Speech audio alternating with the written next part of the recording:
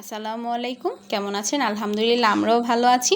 আজকে একদম গাছের টাটকা পেঁপে দিয়ে ইলিশ মাছ রান্না করব। রেসিপিটা সেই হয়েছে এবং চলেন আপনাদের সাথেও শেয়ার করা যাক। এই তো পেঁপেটাকে আম্মু কেটে দিয়েছে। বেসিক্যালি সব কিছু রান্নার আমার আম্মুই আমাকে গুছাই দেয়, আবার আম্মু যখন রান্না করে আমিও গুছাই দিই, এরকম করে আর কি শেয়ার করেই করার চেষ্টা করি। এই যে ইলিশ মাছটাও সাথে কেটে নিয়েছে, তত বড় না কিন্তু ইলিশ মাছটা মাশাল্লাহ অনেক স্বাদের ছিল। তো এই যে ইলিশ মাছ এবং পেঁপেটাকে ভালো করে কেটে একদম ইলিশ মাছটাকে ভালো করে ধুয়ে গুছাই নিছি।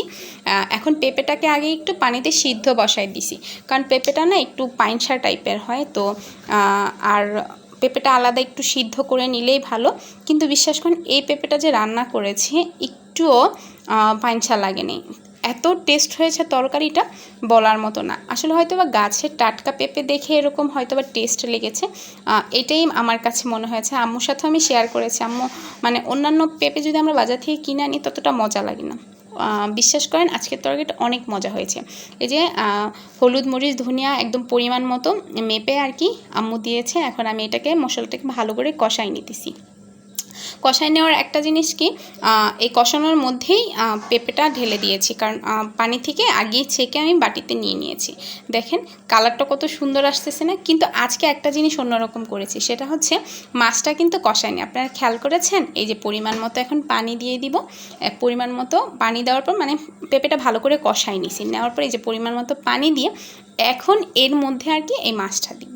মাছটা আগে থেকে কষানো, কারণ এভাবে রান্না করলে নাকি মাছের স্বাদটা দ্বিগুণ পরিমাণ বাড়ে।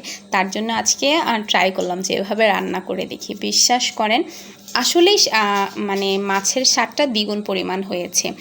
আরও টাটকা পেঁপে ছিল।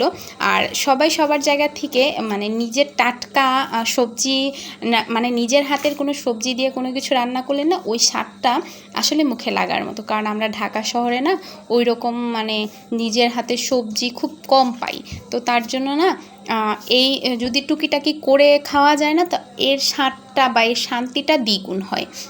তার জন্য আমি সবাইকে বলবো যে যার যার জায়গা থেকে অবশ্যই একটু করে হলেও বাগান করবেন, কারণ বাগান থেকে কিছু সবজি নিজ হাতে খেতে পারার শান্তি অন্যরকম। এখন আমি খেতে বসে পড়লাম। বিশ্বাস করেন তরকারিটা এত মজা হয়েছে বলে বোঝাতে পারবো না। আজকে মানে লেজ এবং মাছের পিস নেই, মাথাটা খেতেই মন চাচ্ছিল। সাথে আমার আইমানও একটু কুটি মানে ছোট্ট হাতে আর কি সে মাছটা খাওয়ার ট্রাই করছে, কারণ মাথায় তো অনেক কাঁটা থাকে, তো আমি বলতেছি সাবধানে খাও, তো সে আর কি নিচ্ছে। আবার আমাকে বলতেছে আম্মু কাঁটাটা বেছে দেন। তো এরকমভাবে মা ছেলে খেয়ে নিলাম। তো সবাই ভালো থাকবে।